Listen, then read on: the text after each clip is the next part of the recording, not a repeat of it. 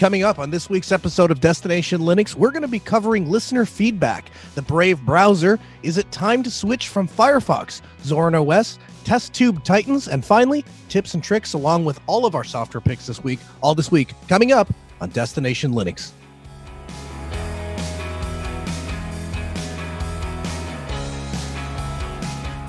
Welcome to episode 165. This is a podcast about sharing our passion for Linux, open source. Destination Linux is a show for experiences of all levels. So whether you're a beginner or a master sudoer, welcome. My name's Noah. With me today are the thumb wrestling champions of the world, Michael, Emma, and Ryan. Emma, I didn't know you were a thumb wrestling championship. Congratulations.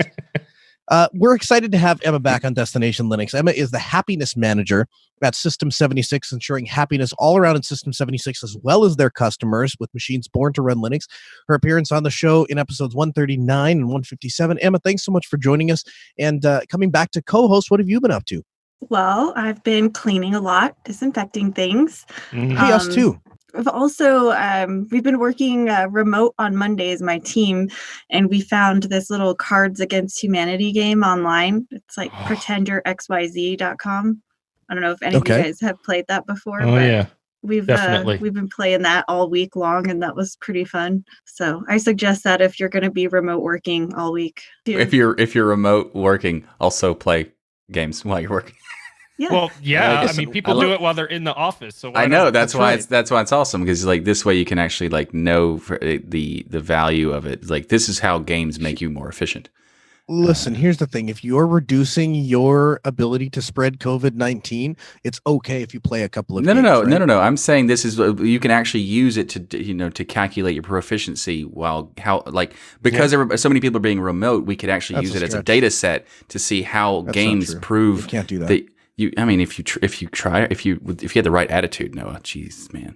I see where you're going with it, Michael, but I think the point is just to motivate and laugh. That's probably more valuable. Don't need to overthink it. Yeah, I was doing too much. That's true. Well, let's really, Michael's going to have the last laugh here because he's the one advocating for us playing games and we're fighting against it, and that's probably right. Exactly. What's wrong with you guys? Yeah. Michael, what have you been up to this week? Well, I've been just doing a ton of different things for DL and also getting over my sickness and, I've actually been doing a lot of testing for Library because we had the interview with Library last week and it was very informative and all kinds of how people make a joke. Like last week, we're talking about how blockchain was such a complicated thing and that, it takes forever to learn how to. So I actually spent a ton of time learning how the blockchain works for Library and I still don't know. So, so that was fun. It's a great story. Yeah. It's a great story. By the way, it's LBRY. Yes. We got people saying they were typing library, the whole word into their browser. So LBRY. LBRY.tv.tech.com and a lot of things. But yeah, check it out. Also, just so you know, people who are saying that they didn't want to, they didn't realize that we're going to be downloading stuff when you use the app image. So if you actually download the desktop version of Library, you are going to be participating in the seeding of content like a torrent system or whatever. And if you don't want to do that, you can just use library.tv and just use their website servers and stuff. So it's libry.tv? No, there's no vowels, just LBRY. LBRY.tv. Correct. There you go. All right, cool. Ryan, what have you been up to this week?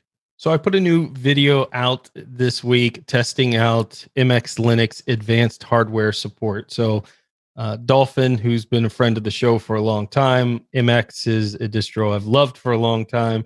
And they decided to kind of, all my whining I do about hardware support in Linux. So they decided to create an advanced hardware support edition, which basically pulls in all the latest kernel modules, all the latest Mesa drivers to enable all the hardware in there, and did a video on that, which was a ton of fun, and running it on the new Ryzen 9 3900X machine that I have. So go check that out if you're interested to see how MX runs, and was getting some pretty awesome results. The whole glory of gamers, especially console gamers, is to get 60 frames per second. But how if we took Doom 2016, this super intensive graphical game, and pumped it up on all the highest settings, and we're still getting like 170 frames per second in Linux? That would probably be pretty impressive. That's in the video. It's there. It happened. Nice. It's awesome. Nice. See, this is all a secret tease to get me hooked on his YouTube channel. I can tell That's it's right. working. It's working. So Noah, what have you been up to? Because I think you have probably the most exciting week. Because while everybody else is secluding themselves, and us geeks are wondering why everyone's freaking out about that, because that's been our lives since we were born, you actually went and became social at an event called Scale, which I think is probably the last event in the United States that's actually going to have happened. So how was Scale? No, we're gonna have Self. Come on now. No, it was good. It was really fun. I always enjoy Scale. One of my favorite conferences to go to. Easily one of the largest Linux conferences in the United States, and had a ton of fun. Got a ton of great interviews. Man, we talked to so many cool people. We talked to a guy. He is a professor that has a different model of a way to go about education. He's trying to make education open source. He's trying to take that education. He's trying to condense that down. And the idea is this: you get into first grade, you walk up, and they ask you, what do you want to be when you grow up? I want to be an astronaut. Well, you're not smart enough to be an astronaut. And all of a sudden your dreams are crushed. So he went to NASA. They did an experiment. They took kids and they handed them a paperclip and they said, what things can you come up with the paperclip? Now, this is in kindergarten, first grade. Kindergartners come back, first graders come back. Turns out they have an IQ of well over 160, 170. I mean, they're just pure genius level, right? For what these kids are able to come up with and the things that they're going to create with this paperclip. Ask them 5 years later, IQ has dropped significantly. Ask them at adulthood, IQ has dropped. And so the conclusion that him and NASA arrived at was most people at one point in their life were geniuses. And what happened? Why did that fade? And what they came down to is it boils down to curiosity. Curiosity dies over time because we become embarrassed of curiosity. We become embarrassed to ask questions. We become disenfranchised with the entire education process. And so he's developed a program in which kids can go, if you want to be a marine biologist, in second or third grade, you can go live on a ship with a marine biologist and you can assist in collecting soil samples and stuff from the bottom of the ocean. And if you want to be an astronaut, you can partner with a program with NASA and you can go grow the hydroponic systems and the food that they take up to the International Space Station. And so that way, when you get into third grade or fourth grade and they say, what do you want to be when you grow up? An astronaut? Well, you're not smart enough. I've been doing it for the last 3 years. I think I'm smart enough. You know, that's not what the astronaut told me the other day when I grew the hydroponic thing that they took up to the International Space Station. What's up now? That kind of pairing intelligence and knowledge with the next generation, I think is very powerful. And of course, that's only possible because of open source technology, because of the internet, and because people are willing to give knowledge and let it be owned by Creative Commons. And so we sat down, we had a big discussion. That interview is coming up this week and Ask Noah on Tuesdays, as well as the video portion of the interview will be published to our YouTube channel at Mind Drip Media. So, that's just one of many of the cool people we talked to. We also talked to a guy that they're doing hacking simulations. So it's a computer it's a computer game, but the hacks that you do are real life hacks, and you learn actual penetration testing. And then they come to DEF CON each year, and they hold a competition, and you can participate in these games. And so it's no, you don't need any experience. You can just learn to start hacking, and you join a community and a group of people that do it for fun. And so we sat down and talked to them and got the information on how people can get started and work with those things, connecting with those people and learning what they're doing and the kind of new and innovative things that are being brought into the community every single year. And then seeing that expand over scale was just a ton of fun. Absolutely blast. Man, that interview that you're talking about with children just really gets to me, because one of the greatest things of having kids for me was realizing how much as an adult I lost that natural curiosity they have. Yep. And just watching them get creative and use their imagination. And it's a whole eye-opening experience if you let it be, right? And I think some people get annoyed when their kids are like, why? But to me, it fascinated me, because I was like, there's so many things I take for granted that I don't think about every day. And to them, everything's brand new. Everything's an exploration. Everything needs to be dove into deeper, and they love taking things apart, right? The parents complain the kids break everything because they want to know what's inside. I love getting them and building computers with them and things, because they don't have the hand-eye coordination just yet, but the curiosity is there, and they do absorb how things work because they'll repeat it back to you weeks later. And it's fascinating. So I love the work that he's doing there. It's funny too, because as an adult, I think probably like you, when my kids ask questions, if I don't know the answer, I'm like, that's a good idea. Let's see if we can figure it out. Right. And because we have access to the internet, whereas I would have been told, I don't know, eventually my parents, I'd ask them a question that they didn't know the answer to. Like, I don't run into that issue because I have access to the Wikipedia. So I will just look it up and I'll find the answer. Yep. This episode of Destination Linux and the entire Destination Linux network is now sponsored by DigitalOcean. DigitalOcean offers the simplest, most developer-friendly cloud platform. It's optimized to make managing and scaling apps easy with their intuitive API, multiple storage options, integrated firewall, load balancers, and so much more. I was working on a project this week at Ultispeed Technologies. Customer says, hey, we want integration into our internal chat room. They have an internal IRC chat room that they use for communicating back and forth with the company. They said, we want to be able to tie that into our server and have it do various things. And turns out one of the guys actually developed a bot that sits inside of the chat room, and you're able to control the server and reboot it and start it up and turn it off and stuff like that. And so they have their entire development stack now tied into this chat room. And so that as they're talking about things and they're saying, well, let's reboot this server, they can just type the command right into that chat room, and the server does its thing while they're continuing asynchronous communication with their team. It's because of that API. It's because DigitalOcean has said, we don't just want to build the best server infrastructure out there. We also want to build the best server infrastructure that can be modeled around whatever the creativity of the individual users are. So you can figure out how to best use that infrastructure. And the best part about this, you can get access to that as well as their world-class customer support for as low as $5 per month, or you can use their flexible pricing structure and get that down to as low as 0.7 cents per hour. Now, why would you want to use 0.7 cents per hour? Because maybe you need a very powerful server to do one small task, like, for instance, unscrew up your child's Minecraft server because he accidentally wrote a command block that eats up a bunch of memory, and so you need a super powerful server. It sounds Ryan like you're speaking from experience. Experience? There, no, never. In an unrelated experience, I got my son's Minecraft server, but thanks, DigitalOcean. Ryan might say, that's darn near free. DigitalOcean has over 2,000 cloud-agnostic tutorials to help you stay up to date with the latest open source software. So if you don't know what you want to spin up on DigitalOcean, they do. Just go over and ask them. You can get started on DigitalOcean for 2 months free, along with a $100 credit by going to do.co/DLN. That URL again is do.co/DLN. Now, you want to use that URL because not only will it get you access to that $100 credit, but it also tells DigitalOcean you appreciate them supporting us. So help them help us. Help us help you, help them help us. Nice. Again, you can get started on that DigitalOcean by going at that $100 credit by going to do.co/DLN. And a huge thanks to DigitalOcean for sponsoring this week of Destination Linux. All right, we'll jump into community feedback. Doug writes in and says, hi, Destination Linux team. I am one of probably a small minority of Linux users. VIP doesn't mean what you think it means. I am a visually impaired person in need of some help. Windows 10 is not customizable like Windows 7 was. It is out of the question. I'm currently using an older Mac Mini, can't afford to replace it when it dies. I'm switching to Linux. The only desktop I can use is Cinnamon on Linux Mint. This is okay, as it is the only one I have found that I can zoom in and out with the scroll of the mouse wheel. My question, is there a personal assistant type open source software, STT and TTS, available for Linux? Something like Siri or Alexa. If I can find something like this, things at home will be much better for me. Sorry for the long email. Thanks, Doug. Actually, I want to stop right there and say that is not a long email. That is the perfect size email. Yes. Everybody should be like Doug. I agree.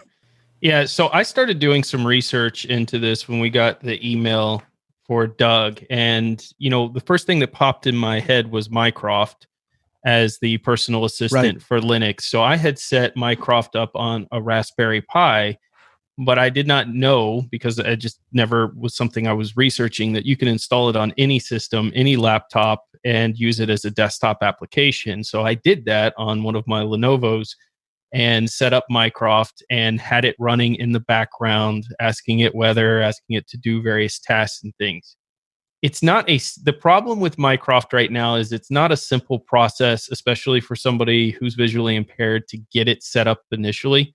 So you may need some assistance there. And I know there are a bunch of cool apps and things out there that can help visually impaired individuals, where you can actually set it up where somebody can, how does it work, Michael? They're on their phone and they can basically see for you and translate what's on the screen to help them. Be My Eyes, I think that's what it's called. Be My Eyes, yeah. So there's cool apps like that you can utilize that may help you, because there was a lot of, and I'm just not familiar enough with how robust the visually impaired tools within Linux are. I've heard some people say there's a lot to be desired. So you may need something like that to initially get it set up. But once it's set up, it just runs in the background. And in fact, at one point, I just laid my laptop on the desk and I asked something that sounded like MyCroft, and it popped in and it was like, "What's your question?" I'm like, "What? Who's talking to me?" So it's there. It's like a Siri device there, and of course, it's open source. So that was the only one. There were a bunch of others that I came across where people had attempted to do something like a personal assistant in Linux, but most of them were deprecated. So I'll say out to the audience as well, leave your comments or send us emails if you're in a similar situation or have a family member or friend who is, and you found a different solution than MyCroft, but that seemed like the best option. Now, MyCroft is getting better and better, and they're continuing to invest in it, but it's still not something where I think you could easily set it up. At least I wasn't able to in my exploring to say, "Hey, open this app and do these things." I think it can do that stuff. It's just not intuitive in how you set it up. Yeah, I mean, Minecraft is good, but they do need to have. They're still working on it, so it's not a a complete solution to everything that they're asking for. But also, speech to text and text to speech is a thing that is, depending on what you're doing, there are solutions. So text to speech, we have Orca Screen Reader, and it allows you to, you can do it in the terms of like just selecting text and then run the Orca, and it'd be able to tell you things in that sort of sense. But some applications are not, supported on those things, so it's not like a full solution. But in terms of text to speech, that would allow you to do that. Speech to text is a lot more different and a lot more difficult because there's not really anything that I know of that has that exact solution. Because personal assistants, that they provide you like services, and you could run like these different skills systems, what they're called, that allows you to do certain tasks specifically by saying a command. But speech to text, where it actually like dictates what you're saying, is a different situation that I'm not really aware of anything on Linux to do it. But I do have a solution, and that is KDE Connect. Because you can connect your phone to your computer with KDE Connect, and it doesn't require you to use KDE Plasma. You can use Cinnamon, and it's fine. But it allows you to use the voice memo, voice recording system on your keyboard, and use that as a speech to text through KDE Connect to your desktop. And it works really well, especially depending on which keyboard you have, like which service it is using.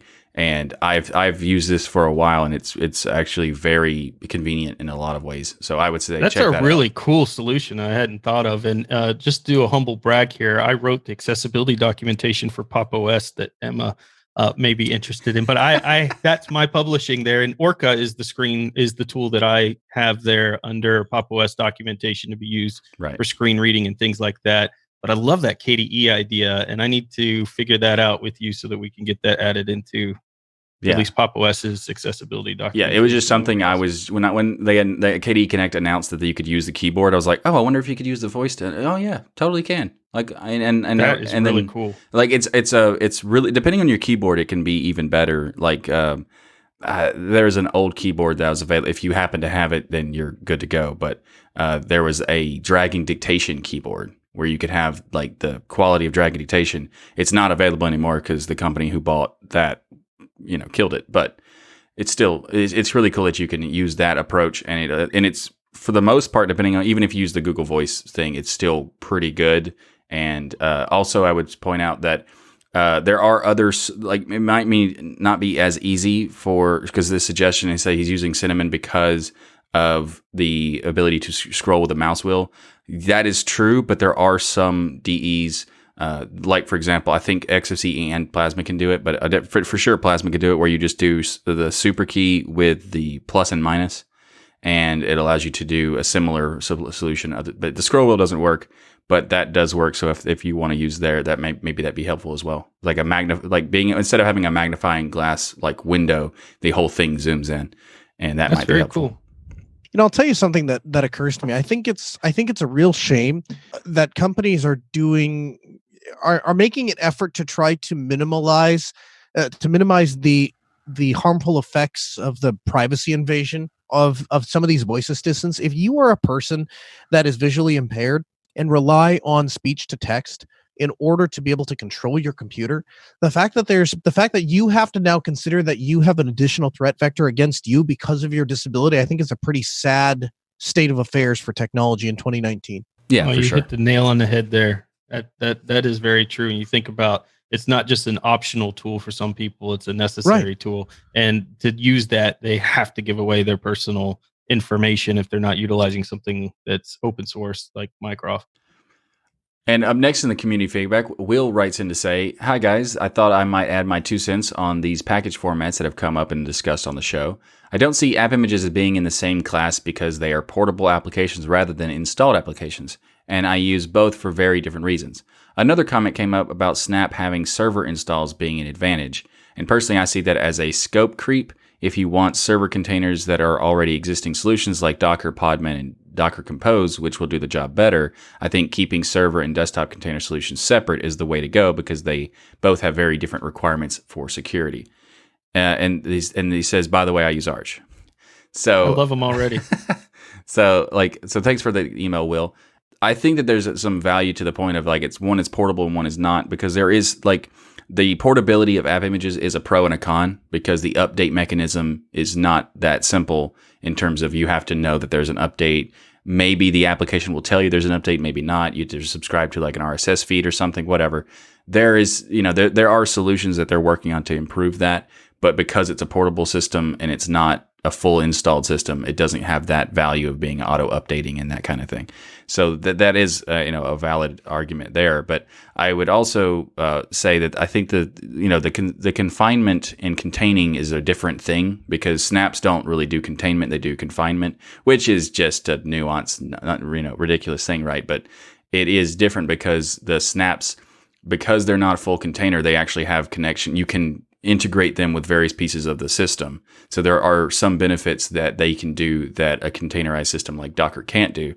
So, there are benefits to doing it. And also I love the idea of just, snap install server product service, whatever, done versus having to set up a Docker environment, then having to get the Docker, then having to make sure that the Docker is always up to date.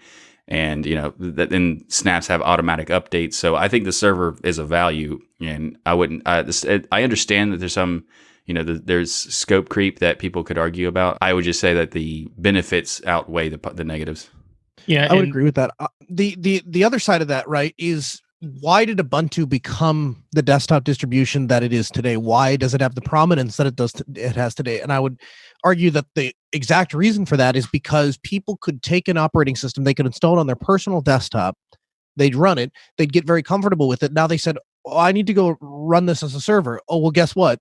It's perfectly suited as a server. In fact, it's almost better suited as a server than it is for a desktop environment. Oh, now I need to go make a change and I want to test something. The fact that you can bounce back and forth and that there is that modularity is what gave Ubuntu its prominence in the cloud. So I would be very cautious of trying to keep a tool inside of an artificial sandbox. If it works, right? If it works on server, why not use it on server? Why is that a problem?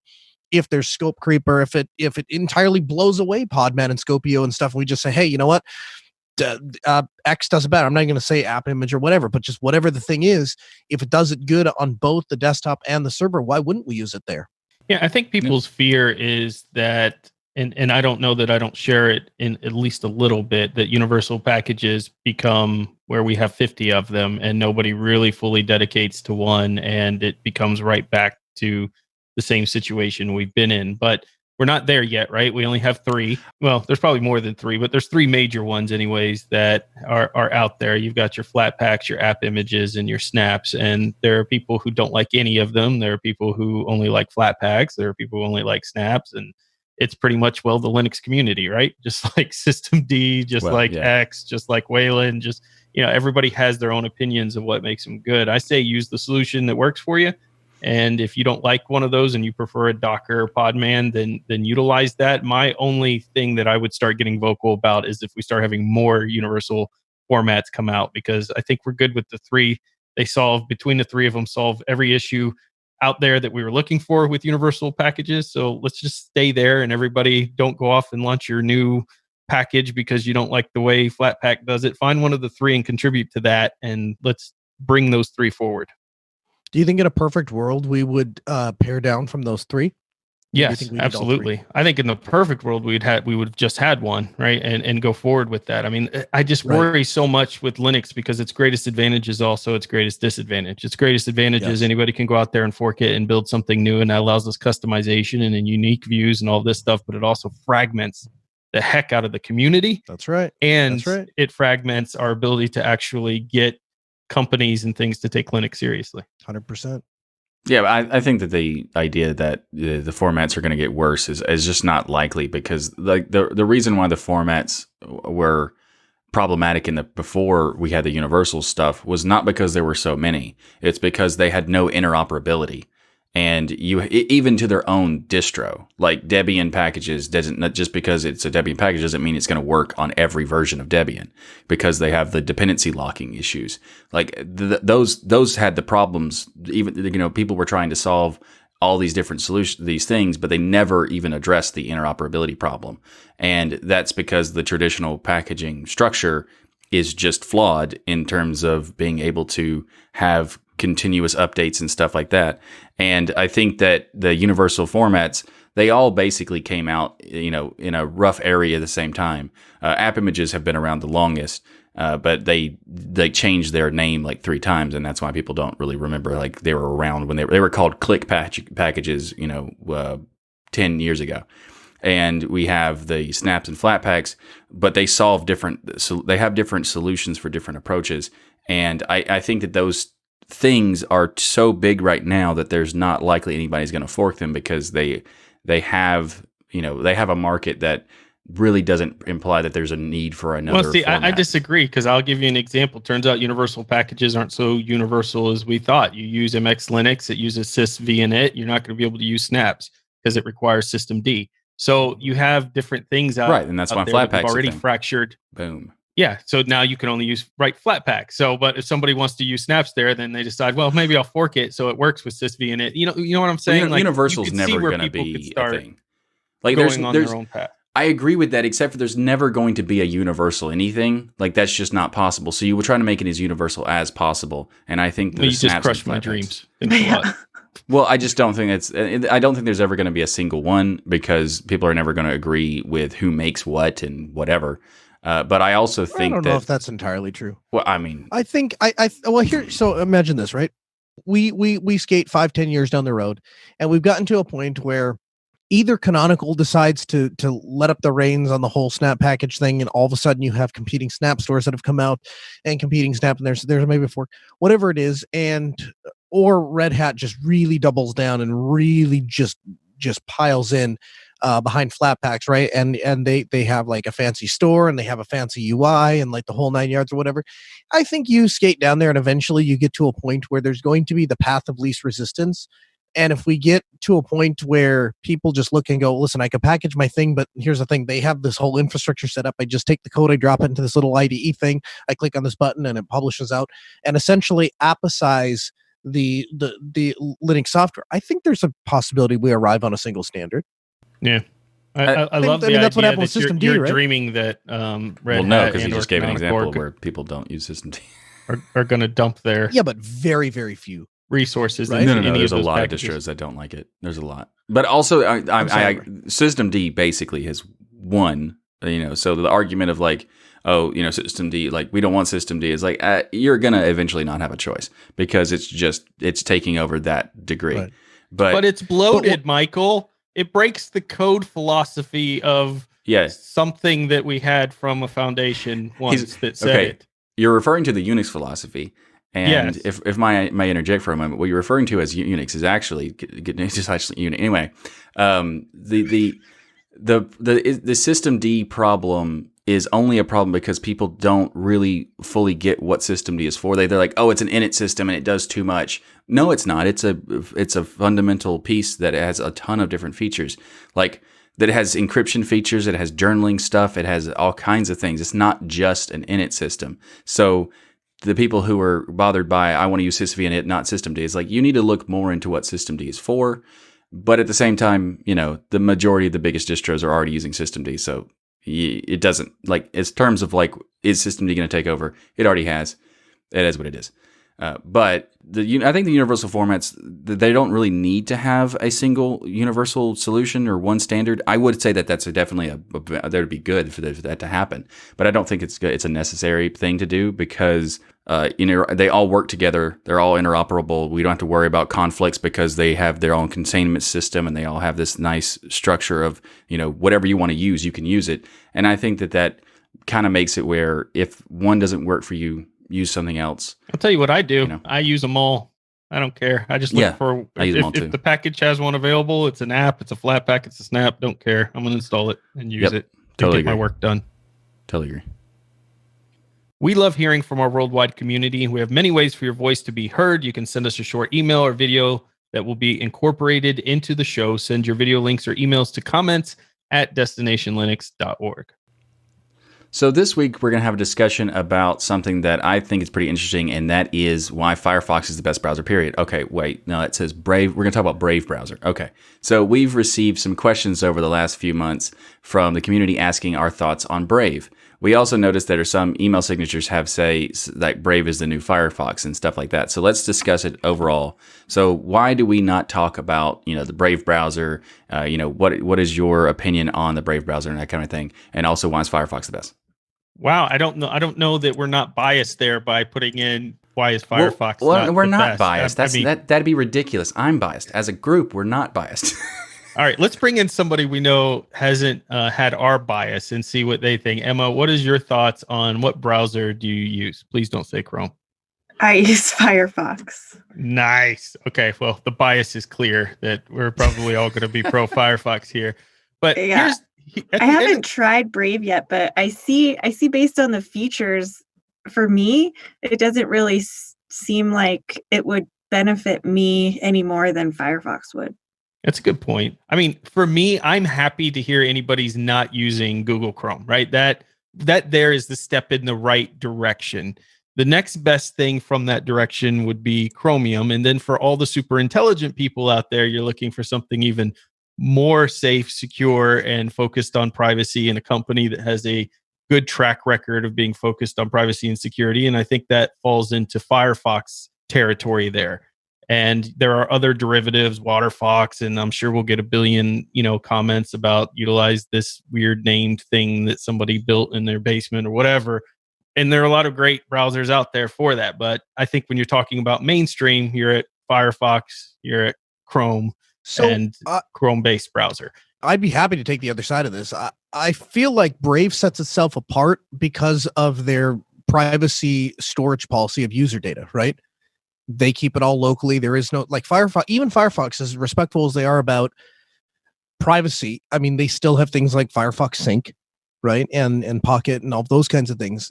My understanding is, and go ahead and correct me if I'm wrong, is Brave is specifically designed as the kind of browser that you open up and you use, and then you close it, and then you're done with that session. And my understanding is that their design mentality or their philosophy comes from a case back when the celebrity hack occurred, in which the guy goes in, he takes a bunch of celebrity photos, leaks them on the internet, clears his browser history, and was later charged for that. Now, the important part there was, at the time that he cleared his browser history, nobody knew who he was. He hadn't been charged with a crime yet. And so the legal precedent that it set was, it can be illegal to erase your browsing history even if you haven't committed a crime, and even if you haven't been charged for a crime, and even if you don't know that you're going to be charged for a crime. At any point in time, it could technically be illegal to dump your history and the data that's stored about you. And so using a browser that by default doesn't store anything alleviates that concern.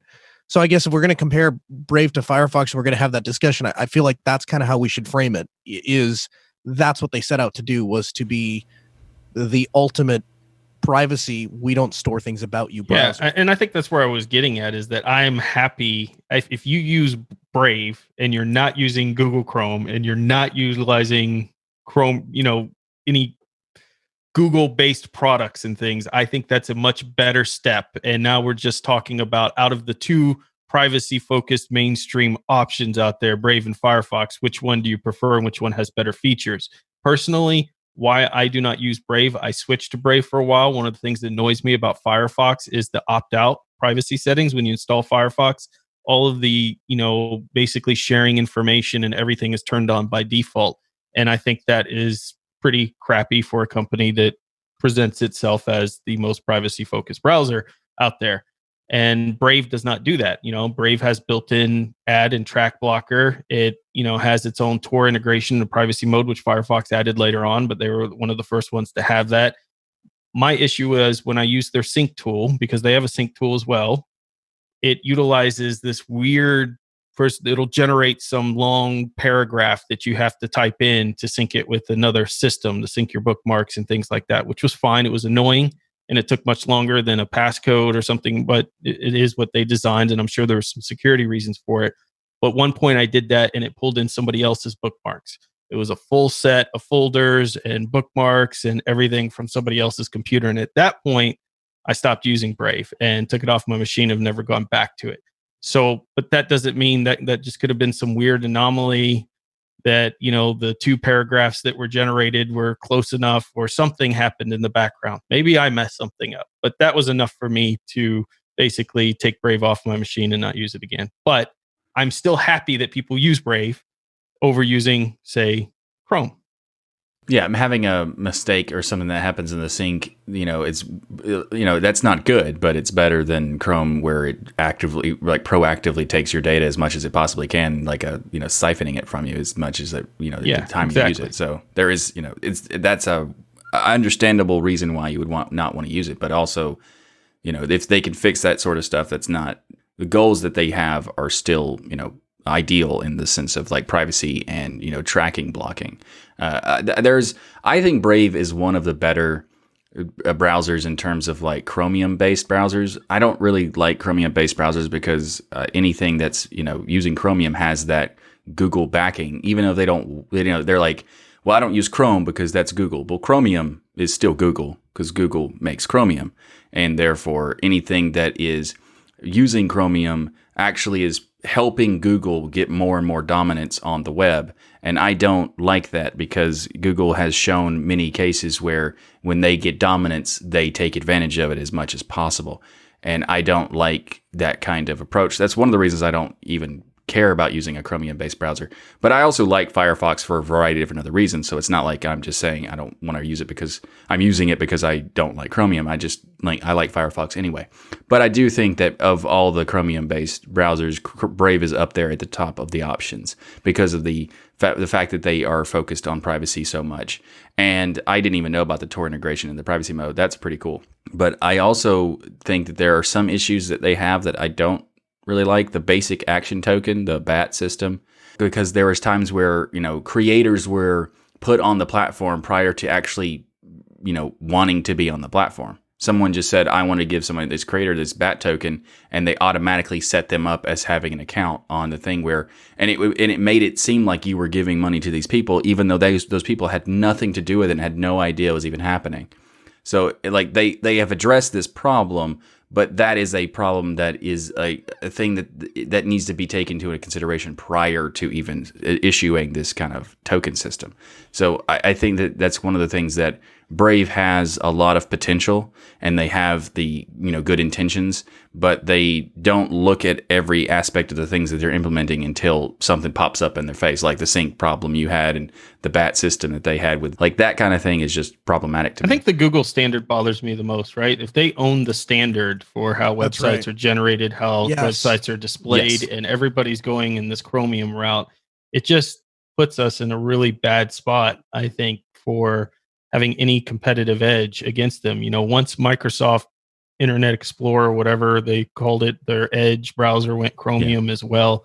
Firefox is pretty much the last mainstream thing left out there that's not Chromium based with their Echo engine or Gecko engine, that is. I think if you sat down, you could come up with reasons to not like either of these options. But that out of everything, plus my one experience, is why I choose Firefox. But if you're using Brave, keep using it, enjoy it if that's the one for you. But take a look at Firefox again, because you'd be surprised how good they've gotten. If your experience with Firefox in the past was because it was slow or just didn't seem to render things correctly. Most of those issues that I've had with Firefox in the past have been resolved in the latest iterations of it. Let me ask you this. If you guys had to choose, and ladies, had to choose a Chromium engine-based browser, what would you choose? Here's why I asked that question. As much as I like Firefox and as much as I really, really hope that Firefox succeeds, let's face it, we are in a 90-10 race, right? 90% of the entire world is going to be using the Chrome rendering engine, whether we like it or not. And the remainder is going to be split up by Firefox and all the others. So if you had to choose a Chromium-based browser today, what would it be? I would probably utilize Brave, honestly, if I had to choose. I'd probably go with Vivaldi, just because Vivaldi is more closer to what Firefox offers in terms of features. And, they're doing innovative things that I like. And I think Brave is also a really great option. I just prefer, because with the privacy, the stuff that Brave you do in Brave with the automatic privacy stuff, you can just add those things in other browsers. So I would be more focused on having the features that I want. And I think Vivaldi's closer. I would probably just go straight Chromium or give Brave a try. Yeah. Cool. So that's a good question. And I also, I like the fact that we're like talking about what would we use if it isn't Firefox. But just to be clear, it is Firefox. Right. And I'm the same way. I'm the same way. I will use Firefox till it's dead inside of the ground. But I mean, let's face it. I think we have to prepare ourselves, and I think we owe it to the people that listen to us and listen to our opinions to acknowledge the fact that, hey, 5 years down the road, when XYZ company pops up and starts making widgets, they're going to be testing the heck out of how it renders in Chrome, and they're not going to be testing the heck out of how it renders in Firefox, because 90% of their customers are going to come to them on either Microsoft Edge, which is Chrome, Google Chrome, which is Chrome, Chromium, which is Chrome. We just need to be prepared for those kinds of things. I keep Chrome installed specifically because there's some sites that just don't work well inside of Firefox. And so while I think it's important to advocate for companies like Mozilla and Firefox that are doing it right, and at the moment have very competitive feature sets and are very compelling browsers to use, I think it's also important to keep our eye on what the industry is doing and making decisions based on the best experience for people. Yeah, I agree with that. I don't like it acknowledging that the Google is taking over in terms of standards, but it is doing that, and because I just don't want it to be true, but it is true. And it's taking us back into this website is best viewed in Internet Explorer 1997, stupid messages, and people not taking consideration of I've actually seen things now where this site is best viewed in Google Chrome. It's go away. Your website is not best viewed in anything, because it shouldn't be viewed because you're doing that. And I think that there's I get that that's becoming a thing, and I do say that I actually do have Vivaldi installed when I need something that requires Chromium. So you're basically a traitor to Firefox. We've learned something new on the show. I'm as a web designer, I kind of need to have support to make sure stuff works. You're a traitor. So I'm the opposite of that. I'm the one who wants to make sure that everybody's inclusive. You're welcome. You know what Noah does when somebody comes to him and says, "Hey, I want to use a Windows solution instead of Linux." He says, "I don't want your money," and he kicks him to the curb. That's how a true, passionate person handles. And now Noah will say that's not true. What? So Noah? Oh, that's true. Roundhouse kick that gets in there too. A roundhouse kick, right into the head. Yeah. Now, our patrons want to know why we're not talking about Safari, and I know Noah is a very, very huge fan of Safari and an expert as a Apple Mac owner in Safari. So, what are your thoughts on the privacy of Safari? My thoughts are of the MacBook that you sent me in the mail that I'm supposed to use now as a job requirement for hosting Destination Linux, is that it sucks and has terrible feature sets and nothing renders correctly. And also the maximize doesn't work. You maximize it takes over the full screen because Apple. Yeah. Well, that's a feature. Yeah. You just don't know how to use it right. You have to hold your phone differently. Right. Come on, man. Right. Yeah. You can teach me sometime. Yeah. Firefox 74 was released. Here's another reason you may want to use it as your main browser. The latest version includes features like the ability to import bookmarks from the Microsoft Edge browser, the ability to remove external add-ons from the add-ons manager.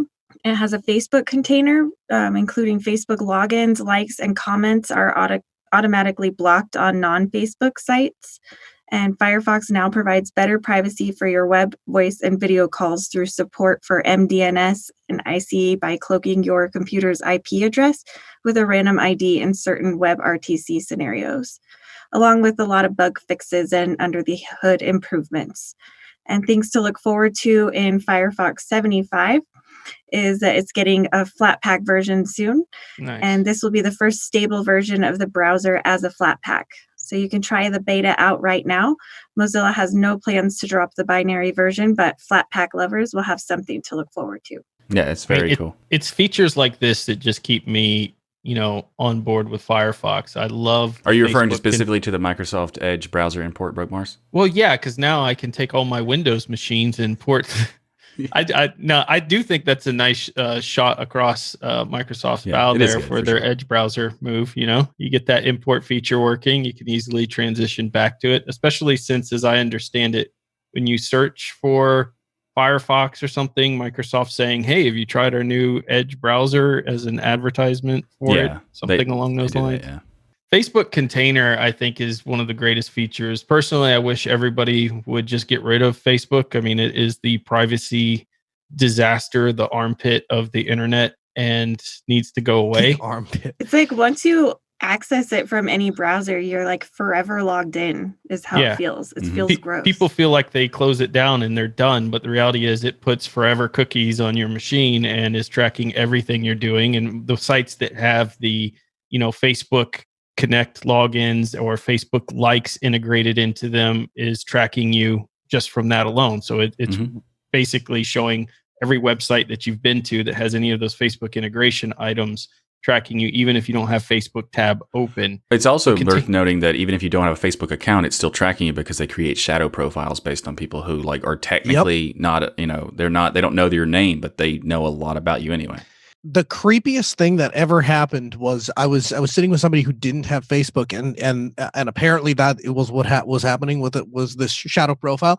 And when they created a Facebook profile, all of their suggested friends were all the people that they were looking their public profiles up on Facebook. And that was one of those moments when I went, even without an account, they know who their friends are.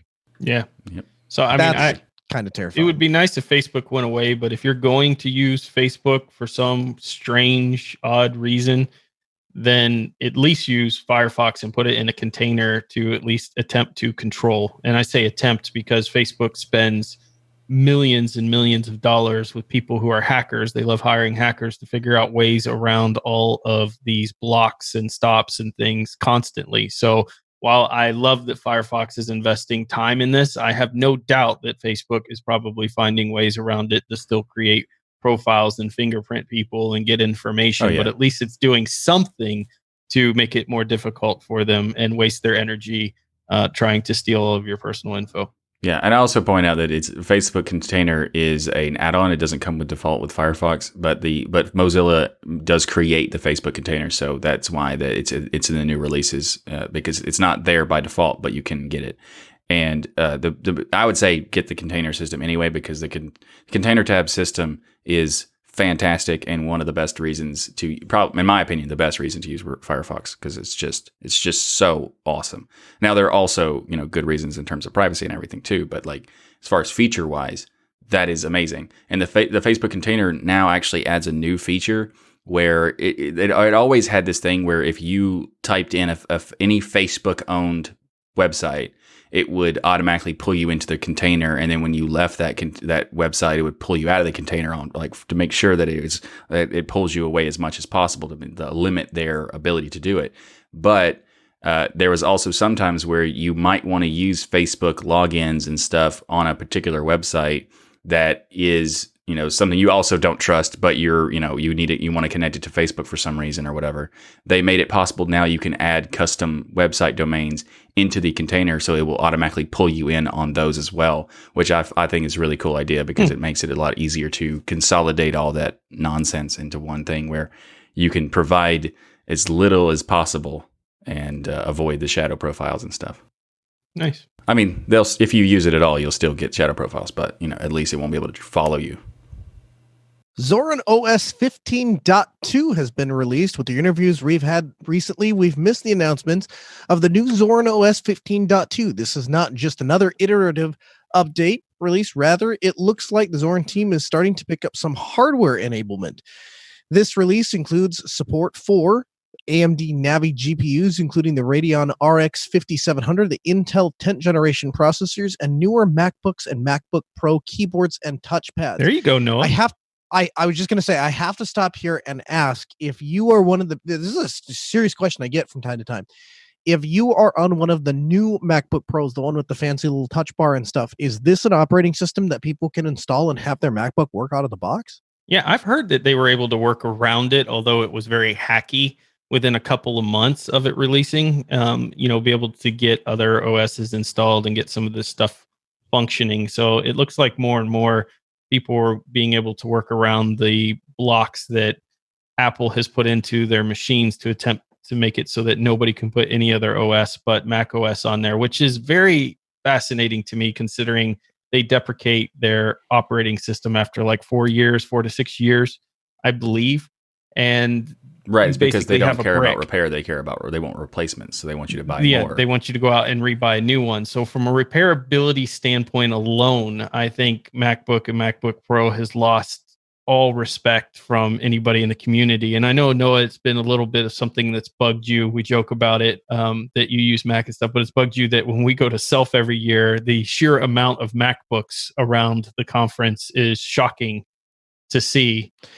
I have to be honest with you. I do see a lot of them at the like Scale like for sure, but Linux I don't think cons of the world. yeah. Yeah, Scale and Linux. Oh, so maybe that's what you were also, talking about, wasn't Self? Yeah. When I walk around Self, I don't see a lot of MacBooks. I mean, like, every once in a while you'll have the marketing people that come out for one of the training companies and they'll be given a MacBook, but the vast majority of the people that are there are either on ThinkPads, or if they are running a MacBook, that's a MacBook that has Linux on it. I mean, and we can count this year because, as I say, I believe Self is going to happen. But yeah, I feel like at the smaller community fests, the vast majority of people there are running Linux on their computers. In fact, one of them is friends of the show that work over at GitLab, and GitLab. They issue MacBooks for their salespeople as kind of a one-off default. But the reality is that there's plenty of people that we know at GitLab that have gone to them and said, hey, listen, I use Linux to get my work done. I'm selling Linux. I have Linux products. I live on Linux desktop. This is what I want. And they went, okay, here's a ThinkPad.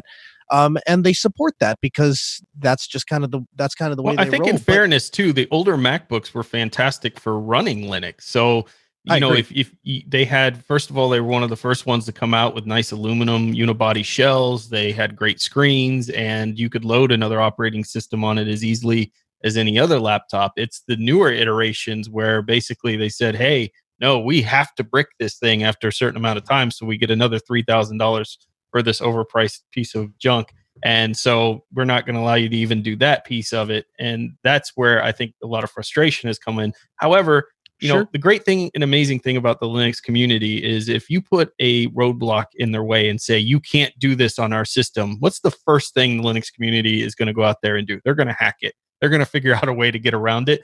Not because they're necessarily going to go buy one, just because they want to prove to you that they can break the millions of dollars of research and money that you spent into trying to block somebody from doing it with, after hours work for fun on Saturdays. And so that's probably more so what this is geared towards to anything else. And I know, Emma, you don't have any bias in this at all. What type of laptops would you like to see around conferences? I would like to see a sea of System76 laptops, of course. Naturally, because you don't have to hack on those. When I go to Linux Fest Northwest, there's like a lot of System76 laptops, so that's pretty nice. That's got to feel good to go around there and see that. Yeah, it does feel good. So, it's worth noting, though, while I applaud Zorin OS and I really like some of the things that they're doing, that the Radeon 5700 came out 8 months ago now, and we're still struggling to get support for it on major distributions like Ubuntu and Debian-based distributions, which Zorin, of course, OS is one of. And so to announce it, while I'm excited that they're finally, looking at the hardware enablement pieces, including with the Intel 10th gen processors, that this has been a long road, 8 months to finally say, okay, now we support this thing. And that is an area that I will continue to get on a soapbox about and say, I'm glad you finally got it, But maybe 8 months is a little long of a stretch to say now we support this hardware. So my hope is, because the 10th gen is not even out yet for Intel, that Zorin will, or any major distro for that matter, will pick up this mantle and say, hey, we're going to look at getting the hardware enablement that's already built into the kernel. You don't even have to write something new. You don't have to go tell people, go write it yourself if you want it, because it's already there baked in the kernel, and just pull that in. And so that people can actually, who are coming into Linux with new equipment, or people who've been with Linux for a long time and they've got a 15-year-old laptop, and today happens to be the day they're going to go buy a new piece of equipment, and they pick up that new Ryzen laptop, that they'll actually be able to use it in Linux, because that would be pretty cool. Yeah, I think that I don't think that Zorin's likely to do it, because I think they're based on LTS, so they basically are getting hardware support when Ubuntu provides that, and that's one of the reasons why it takes a while, because of the whole 6-month release cycle thing. But I do want to point out that Pop! OS is something that I want to talk about anyway, just because I want to talk about the Pop shell having tiling and stuff, but we'll get to that in a second. But I do want to point out that Pop! OS was that they have the different sections for AMD and NVIDIA, and I think that approach is, if of all the different operating systems that are meant for being easy access to people, they have a very good approach to the hardware support.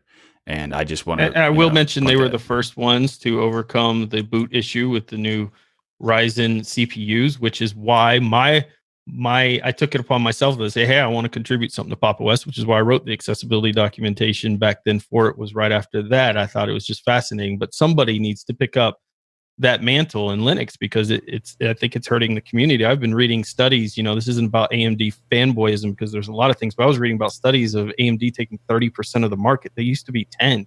People are coming. It's not like this is some small little niche product that people are going to need support for. This is a major platform that we're not supporting until 8 months later on the distros that we have come out and said, the reason why everybody uses Ubuntu, the reason I went to Ubuntu when I first came into, is because of the amazing support for the hardware they had. It worked on everything.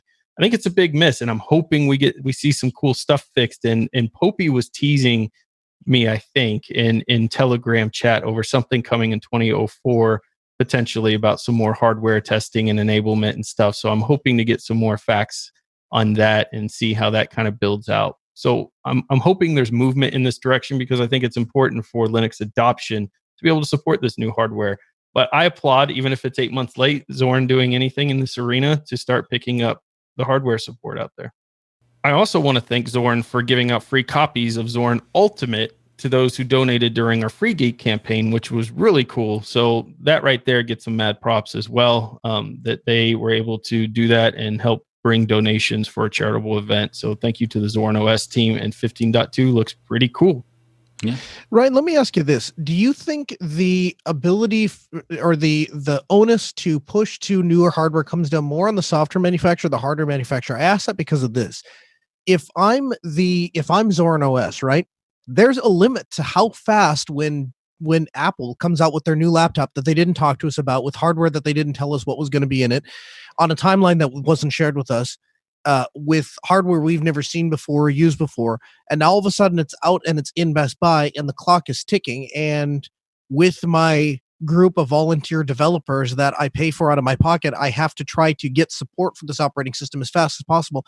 Don't we need to cut these guys, software manufacturers, a little bit of slack, in that if they were working with open hardware and had access to the specifications like Apple does when they make Mac OS, it'd be a different story to be able to say, hey, day one, we should have, they do have access to it. I mean, AMD, for instance, is putting it into the kernel. It's their thing that I keep hearing is, well, they put that patch in, and it was right before we released our LTS, and there were ways to fix this. The hardware enablement stack, for instance, it's just so slow in between. And I get that. Look, Ubuntu, and I use Ubuntu because they self-proclaim and are the biggest distribution out there for Linux. So people saying, why are you giving heat on Ubuntu? Because they're the biggest. They say they're the biggest, so they're the ones I'm looking at the most. Is that they have hardware enablement stack capabilities. It's so slow in between that it doesn't help anything. I think that somebody has to care about hardware. I think when you're dealing with this community, when you're looking at half of the server partnerships that AMD has. You're looking at Intel as well because they're heavy in open source. I love Intel. People think I'm just an AMD fanboy. Intel does amazing things for open source. They've got new generations of things coming out. The competition is heating up.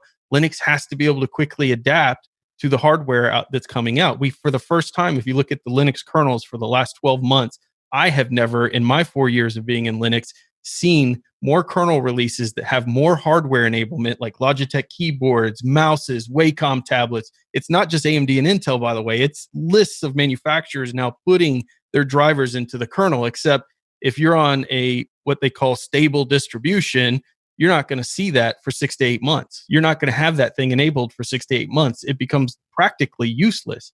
It's great for the idea of what Linux was. Linux was this thing that revitalized old hardware, that people would go and buy a 10-year-old laptop. They put Linux on it. Oh my gosh, it runs like it's brand new and it's super fast again. That's what our world of Linux was built around. That was what, when I started my channel, what I thought Linux was. And that I wanted to see if it ran on the latest, greatest in hardware. That's how I got started, was based on that rumor, because that's what I believed Linux was. You take old hardware, you revitalize it. Now we have this new community of excited people, like Linux for Everyone's bringing in all these people that have hardware and have the ability to purchase this new stuff and cutting edge equipment. We run Linux on the latest supercomputers, but we don't have hardware enablement in our biggest distros out there. And it's frustrating. 8 months to get Radeon RX 5700 running. I mean, come on. Like you can't say that's okay. So there's this solution that has to be formed, though, to your point, right? The manufacturer has to be able to partner and get their stuff in time in a reasonable manner. But also the distros are going to have to partner with the hardware manufacturers to say, how do we get this closer relationship, or how do we figure out a way to integrate this better?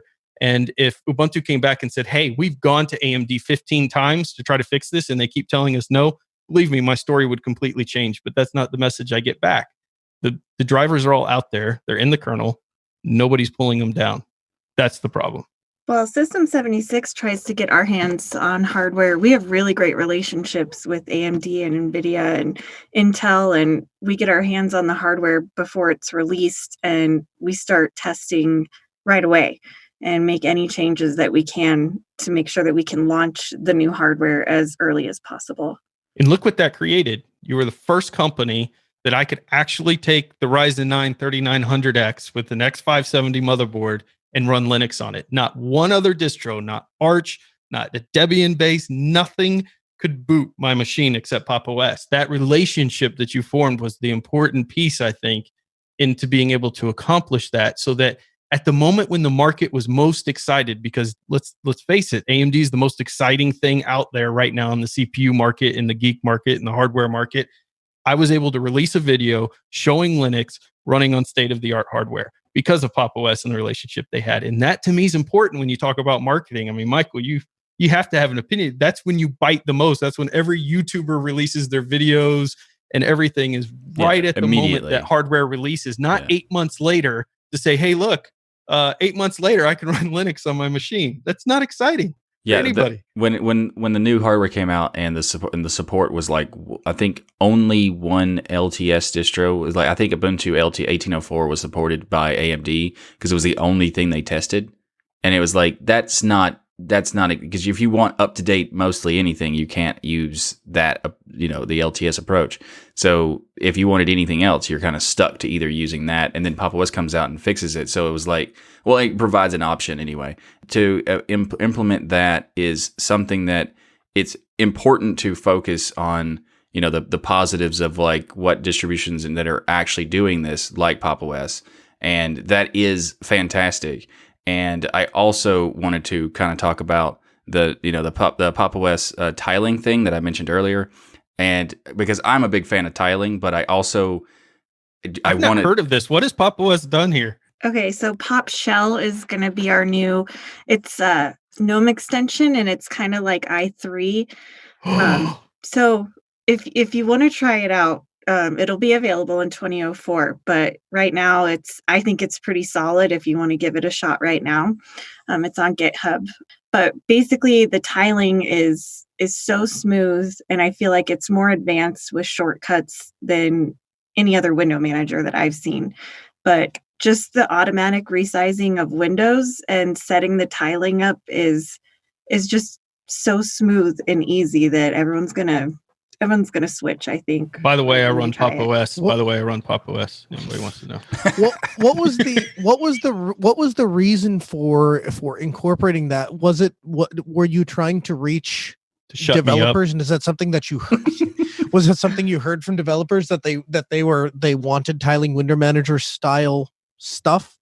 Yeah, I think some of our developers use the i3 workspace, but Carl has like this very large monitor. And so he was noticing that when he would open new windows that it sets up kind of weird.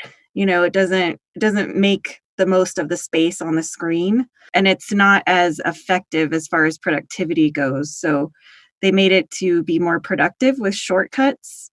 And to fit on larger monitors better. Nice. Awesome. And I think it's So great cool. that they're doing it also to shut up Ryan. It's fantastic. That's a good reason to do stuff too. That's why they did the hardware enablement too. They're like, well, he shut up. We added it. Leave us alone. Well, Carl showed me the progress like a week ago, and I got goosebumps on my arm. I was like so surprised that we were sitting in a meeting a couple of weeks before, and they're like, "What should we call this new window thing?" Like, it's like a shell, like a pop shell, and it was kind of funny because I felt like that was the very early stages, but then they showed all this progress just 2 weeks later, and now where it's come from. Or where it's at now is just it makes your hair stand up. It is just so amazing that we created something this cool. Yeah, I mean that is That's pretty cool. awesome. A lot of people who are GNOME fans do want because there's a lot of people who went from i3 to GNOME and because they wanted an out of the box polish thing, but they missed the i3 value. And Pop OS doing that is fantastic because it allows you to have the best my of both loyalty worlds can sort be of thing. bought, and it sounds like Pop OS is buying it. That I'm telling you, those are some fire features right there. It's good. It's real good. Love it. So thanks for letting us know about that. And also, when is the Plasma edition of Pop OS coming out? Never. Oh wow! They only listen to me, Oh my Michael. If I goodness. asked for it, you would get it. See, we got i3, we got hardware enablement. Yeah. But I refuse to ask for it. No. I You need refuse. to do that so that they'll make Ryan shut up again about stuff. So They'll make Ryan- so go. That's how they start their meetings at System76. All right, how do we make Ryan shut up? So let's talk about AMD some more because we haven't talked about it enough. AMD is accelerating their Linux He writes development. this show. I swear, it's like a fanboy or something. It's like that right? guy has some inside. He's trying to send a message. Yeah, he's just trying to get the list focused more on it just seems well. In order to shut Ryan up in his show notes, let's talk about AMD. So AMD's in the news this week for ramping up their open source driver quality in Linux. And while AMD is praised for its work like Intel is open sourcing its drivers, it often receives criticism for the quality of drivers, especially And rightfully so. on the launch of new products. And it's not just because of certain support or whatever. It's also that even when there is support, it's not always the best drivers. But it is cool that eventually the drivers get better and better, which is good, and also kind of not good because you gotta have by default again support quickly. It's better. But to put a cherry on top of this newfound commitment, AMD has posted some job listings that went up this week. And the candidates need to have GPU performance experience in OpenCL, CUDA, and HIP. So this is especially important for Linux since AMD has been outselling NVIDIA for 2019 and crushing Intel a ton. But I mean, Intel still owns because they both have a significant market share dominance already, that the ramping up of AMD is more like they're trying to pull away that market share, but they are being very successful in this based on these numbers. So it's also good that they're doing these partnerships and stuff. So Ryan, let us know more about how we're going to be able to shut you up on this topic going forward. Well, look, I'm very excited about this because I'm the first to critique AMD's drivers. They suck. They suck on Windows. They're terrible on Linux when they first release a product. They eventually get it to the point. It's like when I got the Radeon 7, I told you about the 170 frames per second and Doom and all of this stuff, which is amazing. Radeon 7 was a fantastic video card, entirely hindered by bad software drivers, right? They just were not. It's not like they crashed or anything. They just would never really release the full potential of their product until way later down the line. And that's why like Radeon 7 right now to me is one of my favorite, like, most exciting video cards on the market. But it's already so far gone from when it was released that they finally got the drivers to really open up the card to its full potential. And so I'm very excited that AMD, this is their second time that they've opened up job postings for open source developers of their drivers. They're clearly investing in this because they also have massive partnerships in the cloud right now. And in that is, number one, heavily CPU and GPU driven business for them. And so they are looking to make sure that their drivers, and it's, of course, they run on open source, many of the cloud solutions. So they're looking to make sure their drivers can support that.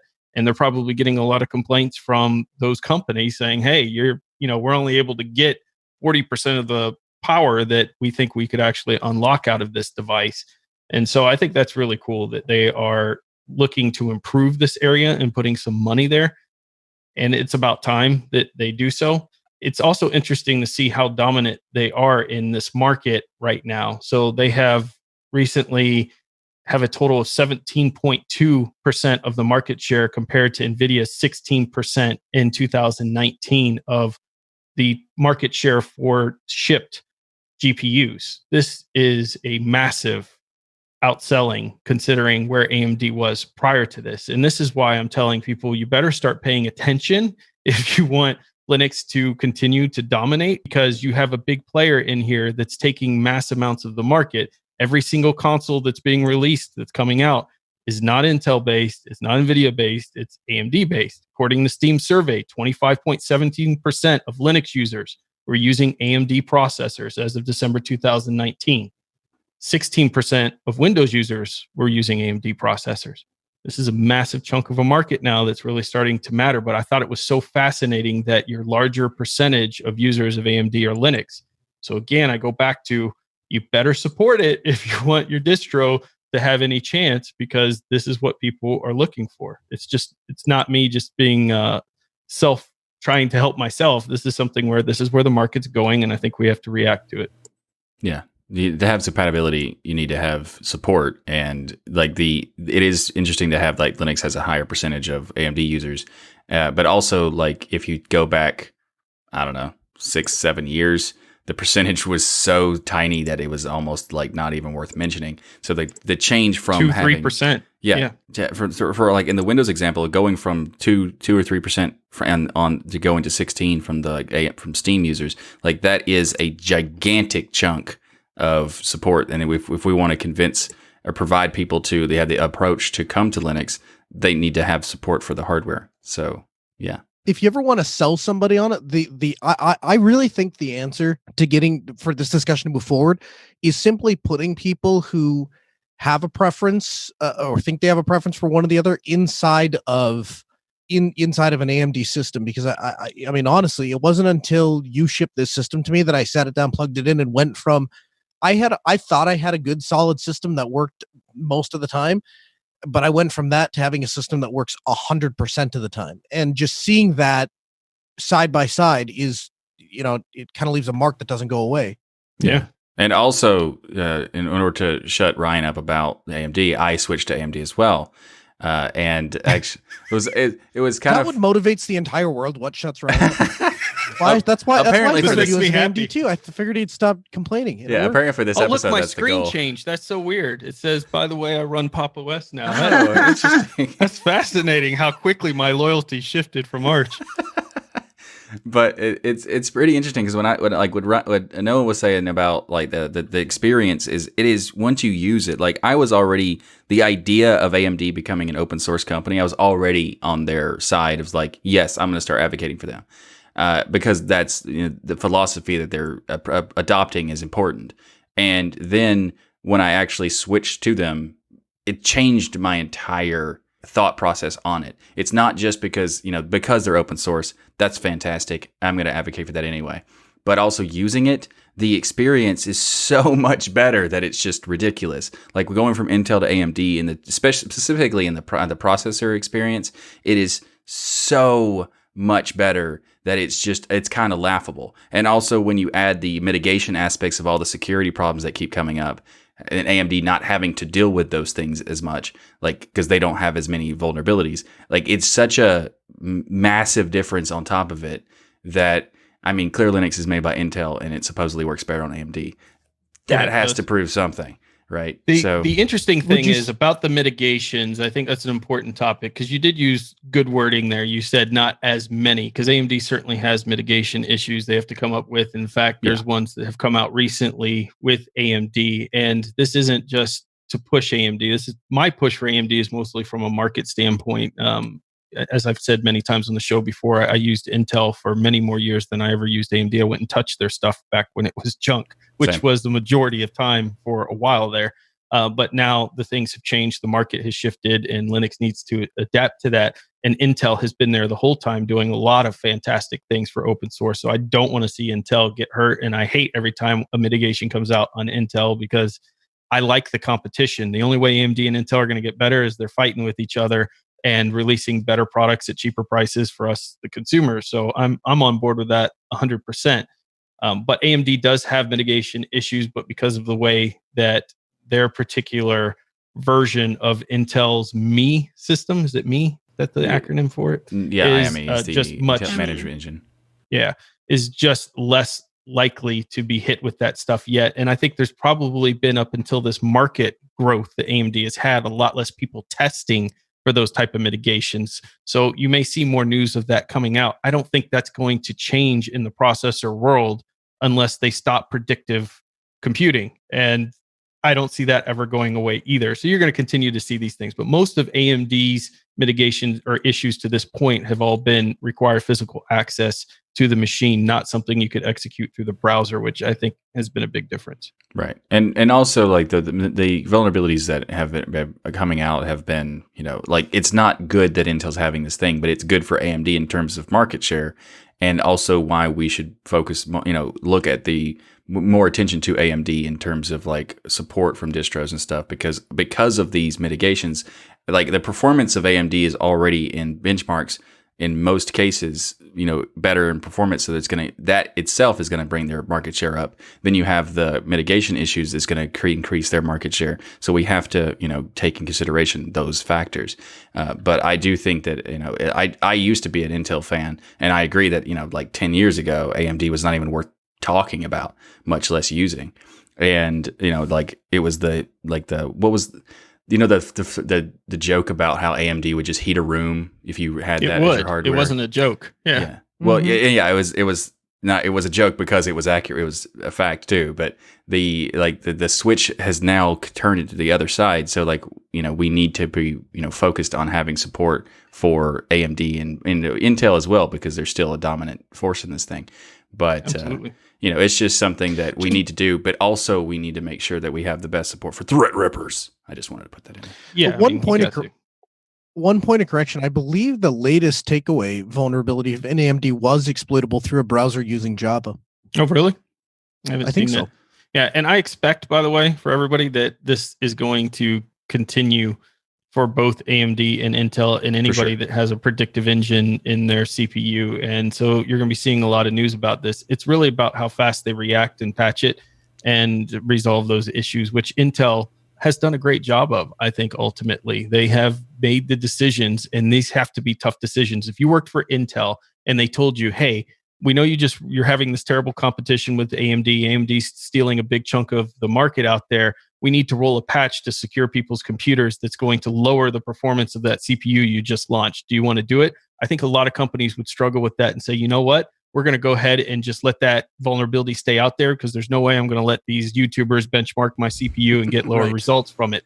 But no, Intel decided we're going to go ahead and patch it. We're going to make the CPU slower as a result of it because that's what keeps people on the safer side of it. And I think that they need some, praise for the fact that they've done that. And my expectation is that AMD would do the same thing as they've done in the past and mitigate it as well. This is not going to go away. This problem is going to continue to pop up over and over again unless they come up with some new way of doing predictive computing without putting anything into a vulnerable portion that could be hacked, which is nearly impossible, at least of how we think about computing today. By the way, Walt, one of our patrons, is already going with Ryan's new sign here about, by the way, I use Pop! OS and wants to know if there's a testing version they could try of 20.04 Pop! OS, Emma. See, when Ryan complains, people listen. So there's been chat about actually doing a beta for 2004 because there's so many new features in it. I don't have any information on when that will be, but hopefully soon, since I think end of April or early May is the launch date. So I would just stay tuned to our social networks to see when that beta becomes available. And you will be providing the Destination Linux crew a sneak peek before the general public, which I thought was so awesome. Thank you so much. Exactly. Yeah. Just to shut up, Ryan. Just to shut up, Ryan. So in our gaming section, we have a new game that's been released by developer Ghost Time Games called Test Tube Titans. And I am beyond excited. Don't you shake your head, Michael. I am beyond excited about this game. It's Noah's not a gamer. It's the name. It's Test Tube Titans. Listen, What do you mean I'm not a gamer? I'll no-scope you 1v1. I predict Noah will become a hardcore gamer. His business is going to go down the tubes because all of his responsibilities are going to fall to the side as he sits there and drinks bubbly and plays this video game here we're about to talk about, Test Tube Titans. The name may be silly, but the game is, well, also silly, but in the best possible way here. You grow procedurally generated monsters in a lab. So you basically go and create your own variation of what you want your monster Godzilla-looking thing to be. And then you send them out into the sandbox world to create havoc on the, cities and police departments and everything else. And it uses physics-based controls. So that means you have a control for each individual arm and leg that you have to sit there on your computer. So A would be your left arm, S would be your right arm, D would be your left leg. And so you have to control them all in tandem. And your monster's walking around like, well, a silly monster would in a Godzilla, some of the original Godzilla movies, crushing into buildings, falling, smashing things. And if you get the controls down, you'll be even able to eat people and destroy police cars and just, go on a monster wrecking havoc and cause pandemonium. And you probably could hoard toilet paper as well, since you're a giant monster and there's nobody there to stop you, which seems to be the thing people do in a pandemic. So I'll hide it in my test tubes. So this game just looks insanely fun to me. It looks like so much fun. Maybe it should just be banned, but go check it out right now on Steam because you can play it on Linux. And I cannot wait to maybe during one of our gaming events, we could see if there's multiplayer here. We can do this for a DLN gaming night or something because it looks so stupid. Kind of like that gummy game, Michael, that we played. Yeah, we like playing these games that are just ridiculous. And the idea of when I was saying that the name is just silly, it's all that's not a bad thing because I actually do like these silly games. And there's sometimes when I am playing, like I want to find these games that just have like ridiculous concepts because I just like the uniqueness of it too. And this does, I'm looking at the video right now, it does look completely absurd and that makes me want to play it. It looks awesome. Yes, Emma. The first thing I was thinking about was how cute the monsters are, and if I could make mine exactly how I imagine it, and I think I can, because I know I would want it pink, but I like that guy with the double arms. The double arms, and you'd have to control each one with a separate key, which would mean your monster is going to be even more hard to control. But listen, that's just because you're an expert gamer. You could pull it off, Well, I think if I make the right shortcuts, I can make that work with my fingers. I love it. Yeah, that is awesome. They do say that it doesn't have online multiplayer, but it does have shared or split screen co-op or PvP. And they do actually have a listing that it does work with remote play together from Steam. So that is awesome. And we definitely need to do this on a stream or something. We create our own monsters, to dominate. What would Noah? What would your monster be, man? Penguin. A penguin monster. Killer penguin. A killer penguin going through Microsoft Studios. Yep. There you go. So this week's software spotlight comes from the community. Peter sent us it through the email, and he says, "Hi Ryan, Michael, and Noah, and I like him. I'm a longtime listener from DLN, and Why did I read that? Why did I read that? Okay. Anyway, we're gonna get one more try. This week's software spotlight comes from the community, and it's not a sniper rifle. That's a. I gotta put that in from the last episode we did this. It's just anyway. So Peter sends an email, and he says, "Longtime listener to the show, and I recently had to create a digital signage solution for a friend of mine who owns a bar. And I started it easy, but just now becomes a real project on GitHub.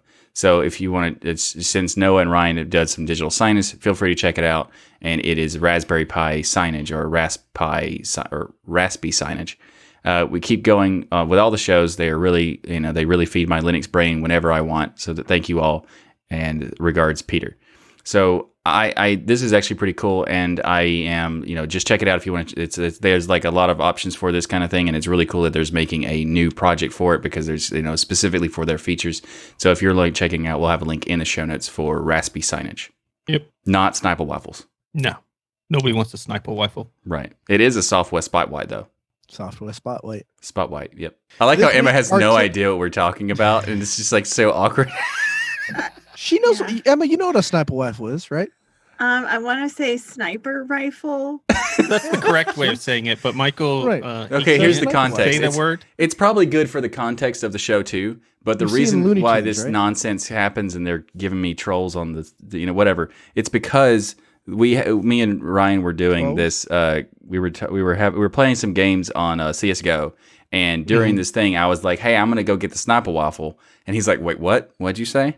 I was like, "It didn't come out correctly, so it now is a thing that they give me." You don't say. Well, anytime Michael makes a mistake, I turn it into a meme for the next 90 days. Yes, that is. Can you imagine a sniper waffle? Like a waffle? Like throwing it like a frisbee, like a disc that like sniper slices waffle. heads off. Speaking of silly games, that needs to be a thing now. It's like instead of like super frisbee or like whatever it's called, it's like it's gonna be like waffles, and that's you just replace the frisbee. Yeah, what is and it? you get in our special Waffle weapon golf. could Frisbee be the golf. sniper rifle. Yeah, exactly. Yeah, it's like the Sniper gold rifle. gun. Yeah. The sniper rifle. We need that. Our tip and trick this week is controlling your Raspberry Pi through Telegram and the Telegram CLI, which opens up a Lua interpreter. So this is a really cool project. It's one of the things that you can use to get started with the Raspberry Pi. Perhaps you've heard us talking about it on the show, and you said to yourself, I would also like to play with this Raspberry Pi. I would like to harness the energy that is contained in the Raspberry Pi, but I don't really know what to do with it. Well, this is a very simple project that you can set up, and you can control your Raspberry Pi using Telegram. So you can send messages to a Telegram style bot, and essentially what the Lua interpreter will go through and then process and complete a given action based on the message that you send. So what some of the examples that they give are you could set it up so that the Raspberry Pi takes a photo every time it receives a message from Telegram, or perhaps you want it to send the photo through Telegram. You're able to do that, and just various different things. But one of the things that you notice is as you start to dig into either services and or products that have APIs, it becomes kind of fun to piece puzzle pieces together and kind of make various different projects do things, even if you're not a developer and even if you have no development experience. You don't need to. Nice thing about a Raspberry Pi is you can pick one up with the power supply, the SD card, the whole 9 yards, even a case for like $90, connected to an existing display that you have. Telegram being a free service, while you're there, you should also join the Destination Linux Telegram group. But once you have that set up, you have all of the fundamental pieces that you need to start having cloud-based connected Raspberry Pi control. So it's pretty cool. Something I was playing with this week. Thought I'd throw it in here. Yeah, because Telegram you could have on your phone or anywhere else. You could execute commands through Telegram to do things on your Raspberry Pi remotely. That's very awesome. Yeah. So a big thank you to each and every one of you for supporting us by watching or listening to Destination Linux. If you want a behind-the-scenes pass into the making of the show, and let me tell you, it's a sight to behold and an opportunity to chat with us live, consider becoming a patron. Our patrons help keep this show going each and every week, and they get perks like access to the live recordings and unedited versions of the show. So even if you can't make the live recordings, which are generally on Sundays, you still get access to the unedited version of the show that has all of the extra content in there. And the best part is you can join for just a few dollars on Patreon or sponsors. Destination Linux Network also has a great way for you to become a part of the community by going to destinationlinux.network and joining our forums. Discuss the shows, the network with listeners from all around the world, all in one place. If you're looking for a more live chat sessions, then you should join us in our interactive Telegram group, in which we have well over 1,300 members of the community, all interacting with one another and sharing their passion for Linux. If you want to learn more, head over to destinationlinux.network. We love hearing from you, so please get back to us and provide some feedback or ask any burning questions you may have. Send video links or comments to our email address, comments@destinationlinux.org. And please try to keep the comments brief, as we may include them in a future episode of the show. Also, don't forget to go to the DLN store and pick up some swag from across the network of podcasts and shows. We have a limited edition design that shows off all the founding shows of the Destination Linux network. So grab yourself a hoodie, t-shirt, coffee cup. Many even claim that wearing a DLN t-shirt is a life-changing experience. I heard you claim that, Emma. That's fascinating. Thank you for bringing that up. And if you want some more content from us, the fun doesn't stop here. We also have our own channels you can check out. And Ryan can be found by going to DOSGeekCommunity.com or to his YouTube.com/DOSGeek, and where you can he fills your brains on hardware, software, and all things Linux. And you can find my content at tuxdigital.com. We fixed this week, and all of a sudden, tuxmystool.com it was fixed. It was Tux Digital, except for some reason, apparently because Noah's back. By the way, Emma, if you head to tuxmystool.com, you'll see that it actually is Michael's website. Yeah, it I does. clicked on that a couple weeks ago. He for some reason doesn't appreciate his own website. I don't know. Noah went there and spent hard-earned money to build a website for Michael, and this is how he gets treated. Yeah, I admire the commitment, Noah. That was good. Yeah. So if you'd like to check out my in-depth weekly Linux news podcast, This Week in Linux, you can go to tuxmystool.com and see all the other content I do as well.